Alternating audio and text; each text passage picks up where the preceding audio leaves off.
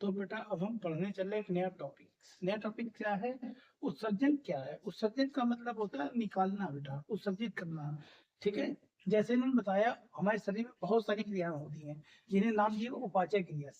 शरीर में होने वाली उपाचय क्रिया के फलस्वरूप जो भी नाइट्रोजन युक्त अपशिष्ट पदार्थ यानी नाइट्रोजन वाले जो अपशिष्ट पदार्थ हैं उनको अपने शरीर से बाहर करना क्या कहलाता है? उत्सर्जन है। ये क्रिया किसके द्वारा होती है? उत्सर्जी अंगों द्वारा होती है। बात क्लियर हो रही है? क्या बताया? उत्सर्जन क्या है? शरीर में होने वाली उपाचय क्रिया के द्वारा नाइट्रोजन युक्त अपशिष्ट पदार्थ, जितने भी नाइट्रोजन युक्त अपशिष्ट पदार्थ हैं उनको अपने शरीर से बाहर निकालना क्या कहलाता है? उत्सर्जन कहलाता है। उत्सर्जन क्रिया किसके द्वारा होती है? उत्सर्जी अंगों द्वारा होती है। उत्सर्जी कौन कौन से हैं बेटा? तो पहला हम बताएंगे वृक्क। ये क्या करता है? यूरिया को रुधिर से पृथक करके मूत्र का निर्माण करता है। यूरिया को, जो यूरिया है ब्लड में घुली हुई है, उस यूरिया को ब्लड से क्या करता है? अलग कर देता है और मूत्र का निर्माण कर देता है। दूसरा क्या है? मूत्रवाहिनी। मूत्रवाहिनी क्या करती है? मूत्र को वक्र से मूत्राशय में ले जाती है। मूत्रवाहिनी क्या काम है? कि जो मूत्र है उसको वक्र से मूत्राशय में ले जाती है। तीसरा है मूत्राशय। मूत्राशय क्या करता है? मूत्र तक मूत्र को संचित करना। मूत्राशय क्या करता है? मूत्र को संचित करता। ठीक है। और लास्ट है मूत्र मार्ग बेटा। मूत्र मार्ग क्या करता है? वह मार्ग है जिसके द्वारा मूत्र हमारे शरीर से बाहर निकल जाता है, उसे मूत्र मार्ग कहते हैं। ओके। तो बेटा अब हम दूसरा टारगेट हमारा पुष्प है। पुष्प की संरचना काफी इंपॉर्टेंट होती है। पुष्प फूल, फ्लावर जो आपके हैं, फ्लावर की जो पूछा जाता है पुष्प की संरचना का सचित्र वर्णन करो या पुष्प का नामांकित चिन्ह बनाइए। तो एक फूल पुष्प में क्या क्या होता है बेटा? पुष्प है क्या, उसके बारे में थोड़ा हम जानकारी लेते हैं। क्या है? पुष्प जो है पौधे का एक जनन अंग है। यानी पुष्प के द्वारा, जैसे हम लोग में या मानव में, जानवरों में क्या होता है? जनन होता है। किसके द्वारा होता है? जनन अंग के द्वारा। वैसे पुष्प में भी जो पौधे का जनन अंग है, इसके द्वारा ही नए पौधे की उत्पत्ति हुई। जनन अंग मतलब नया बेबी यहीं से बनी बनन का है ना। नए पौधे का कह सकते हो निर्माण होता है। तो ये क्या है? पुष्प क्या है? पौधे का जनन अंग है, इसके द्वारा ही नए पौधे का निर्माण होता है। ठीक है। और इसकी भूमिका क्या होती है? पुष्प की क्या भूमिका होती है? फल का निर्माण करना। पुष्प की जो मुख्य भूमिका है वो फल का निर्माण करना। बात की जरूरी है। पुष्प क्या? पौधे का जनन अंग है जिसके द्वारा नए पौधे की उत्पत्ति होती है। और इसकी भूमिका क्या निकलना है कि इसके द्वारा ही फल का निर्माण किया जाता है। उसके चार प्रमुख भाग होते हैं। ठीक है। पहला भाग है बाह्यदल। जब आप कोई पुष्प बनाते हो बेटा, जैसे आपने एक गुलाब का ही पुष्प बनाने की कोशिश करी, तो ऐसा कुछ बनता है। फिर उसके बाद यहाँ पर जो आपकी पंखुड़ियां आ रही है बेटा, मेरी ड्राइंग थोड़ी गड़बड़ है बेटा, आप लोग ध्यान रखना। ठीक है। यहाँ पर जो आया ये होता है क्या? आपका बाह्य दल। तो पुष्प का ये सबसे बाहरी भाग होता है। इसका रंग कैसा होता है? ग्रीन कलर का होता है। इसका काम क्या होता है? पुष्प के भीतरी भाग का, कलिका अवस्था में, जब कली अवस्था में होते हैं तो पुष्प के भीतरी भागों की सुरक्षा करना होता है। बात क्लियर हो रही बेटा? क्या लिख दिया? बाह्य दल क्या होता है? ग्रीन कलर का, हरे रंग का होता है। इसका कार्य क्या है? पुष्प के भीतरी भागों की सुरक्षा करना है जब पुष्प क्या होता है? कलिका अवस्था में होता है। दूसरा है दल। दल पुंज कह सकते हो। ये क्या होता है? रंगीन होता है। इसका कार्य क्या होता है? कीटों को आकर्षित करना। परंतु ये ध्यान रखें कि जो नाइट में प्लांट होते हैं, नाइट वाले फ्लावर्स होते हैं, वो उनमें कलर अगर हो भी जाए तो कैसा? अंधकार में कलरफुल नहीं दिखाई पड़ेगी। तो दिन में जो होते हैं बेटा, जितने प्लांट से फ्लावर आपके दिन में मिलते हैं वो कैसे होते? कलरफुल होते हैं। परंतु रात वाले क्या होते हैं? गंध होती है, उसमें स्मेल बहुत होती है। वो स्मेल के द्वारा कीट को अपनी ओर आकर्षित करते हैं। और दिन में उगने वाले जो पुष्प हैं, यानी दिन में जो फूल निकलते हैं, वो रंग द्वारा कीट को अपनी ओर, कीट कौन से भौरे हैं, है ना, मधुमक्खी, इनको अपनी ओर आकर्षित करते हैं। क्यों आकर्षित करते हैं? ताकि परागण क्रिया हो जाए। तीसरा यह पुष्पमंग है। यह पुष्प का तीसरा भाग है। ठीक है। और पुमंग का निर्माण पुंकेसर द्वारा होता है। ये पुष्प का नरजनन भाग है। यही पर पराग कण का निर्माण होता है। ठीक है ना। चौथा भाग द्वारा आपका पुष्प का चौथा भाग है, तो क्या लिखेंगे? जयांग या स्त्री केसर। ये पुष्प का सबसे भीतरी भाग है। ठीक है। और बताया है इसका निर्माण अंडक द्वारा होता है। जो इसका निर्माण किसके द्वारा? अंडक द्वारा हो रहा है। ये पुष्प का मादा जनन अंग है। निषेचन क्रिया के दौरान क्या होता है, बीजांड बीज में और अंडाशय फल में परिवर्तित हो जाता है। बात क्लियर हो रही है? फिर से रिपीट कर रहा हूं तो ध्यान से समझ लीजिए। पुष्प क्या है? तो पुष्प में हमने बताया पुष्प पौधे का एक जनन अंग है जिसके द्वारा बेबी प्लांट का यानी एक नया पौधा की उत्पत्ति होती है। और इसकी जो मुख्य भूमिका क्या है कि फल का निर्माण करना, यानी पुष्प के द्वारा ही फल का निर्माण किया जाता है। पुष्प के कितने भाग होते हैं? तो पुष्प के 4 प्रमुख भाग होते हैं।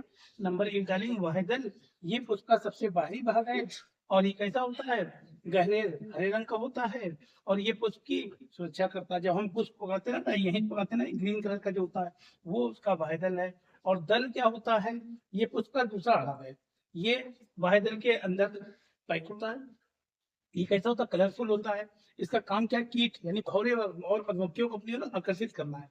ठीक है। और इनका कारण क्या है, जो जितने भी दिन वाले पुष्प हैं जो दिन में खिलते हैं वो सारे पुष्प क्या करते हैं, अपनी कलर के थ्रू कीट को आकर्षित करते हैं। और रात में उगने, जैसे रात रानी वगैरह हैं वो रात में उगते हैं, वो क्या करते हैं, अपनी स्मेल के द्वारा कीटों को अपनी ओर आकर्षित करते हैं। तीसरा भाग आएगा उमंग, हेडिंग नंबर 3 उमंग। ये पुष्प का तीसरा भाग है। ठीक है। उमंग का निर्माण किसके द्वारा होता है, पुंकेसर के द्वारा होता है। ये पुष्प का नर जनन भाग है। ठीक है। अब अपने पास चौथा भाग है जयांग या स्त्री केसर। ये पुष्प का सबसे भीतरी भाग है। ठीक है। और इसका निर्माण अंडक द्वारा होता है। ये इसका एक मादा जनन अंग है। निषेचन क्रिया के दौरान बीजांड बीज में और अंडाशय फल में परिवर्तित हो जाता है। बस नहीं बेटा, हम पढ़ने चल रहे हैं मानव जनन तंत्र। ठीक है। जनन क्या होता है, प्रत्येक जीव अपने समान जीव की उत्पत्ति करता है, इस क्रिया को क्या कहते हैं, जनन। ठीक है। अब मानव जनन तंत्र के 2 प्रकार होते हैं, एक मादा जनन तंत्र और एक नर जनन तंत्र। अभी हम क्या पढ़ने जा रहे हैं, मादा जनन तंत्र। ठीक है। मादा जनन तंत्र जो है बेटा, जनन तंत्र तो आप समझ गए, जनन का मतलब जन्म देना होता है। तो प्रत्येक जीव अपने समान जीव की उत्पत्ति करता है, इसलिए आपको जनन कहते हैं। और मादा जनन तंत्र को 2 भागों में बांटा जा सकता है, एक प्राथमिक अंग और एक द्वितीयक अंग। प्राथमिक अंग वो है जो जनन के लिए बहुत ज्यादा जरूरी होते हैं।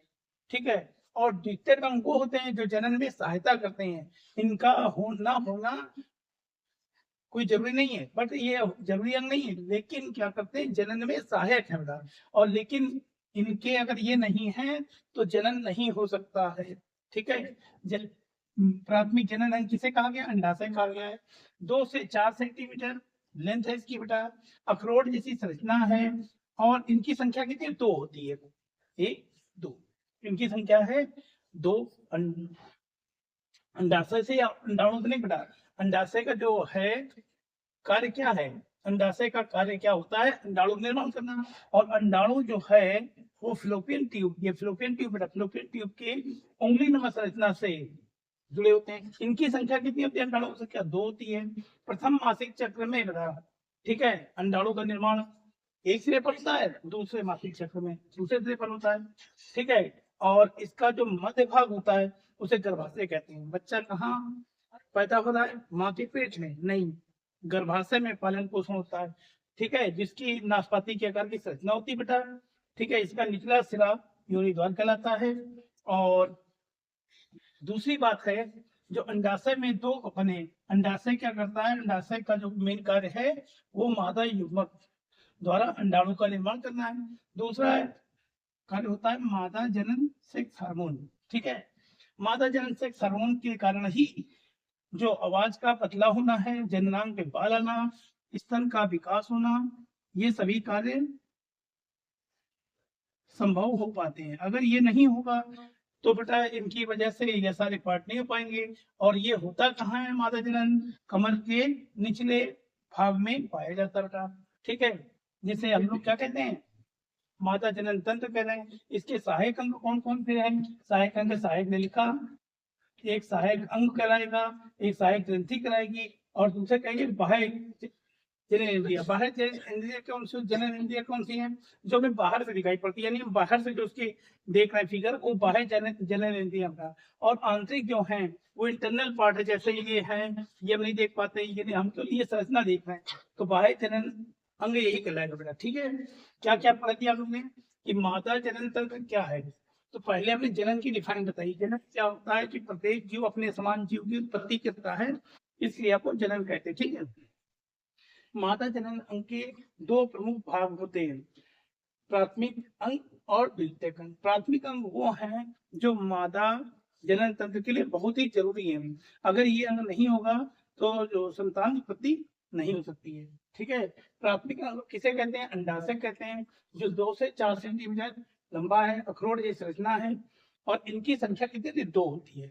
इनकी संख्या कितनी है? एक इधर और एक इधर। ये फ्लोपियन ट्यूब की उंगली नमक संरचना से जुड़े होते हैं। फ्लोपियन ट्यूब बेटा, ये फ्लोपियन ट्यूब है आपकी, जिसकी उंगली नमक संरचना होती है, जिससे अंडाणु क्या जुड़े होते हैं।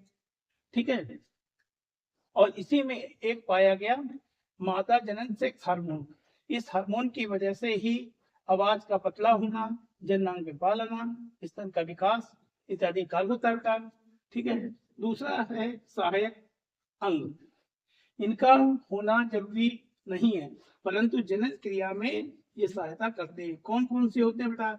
उनके नेम लिख देंगे। ठीक है। और बताएंगे कि इसका जो जनन का मध्य भाग है उसे गर्भाशय कहते हैं, और नाशपाती के आकार का होता है। ठीक है। इसी में जो बेबी है वो प्लांट होता है यहीं पर, जैसे कहते हैं ना, बच्चा माँ के पेट में पल रहा है। गलत बोल रहे हैं हम, बच्चा कहाँ पल रहा है? गर्भाशय पल रहा है, गर्भ धारण कर रहा है कहाँ? गर्भाशय में। और इसका निचला हिस्सा खुला होता है इसी से। ठीक है। क्या होता है, जो हमारा वेस्टेज मटेरियल है बॉडी का वो भी जाता है। बात आपको क्लियर हो रही हो बेटा?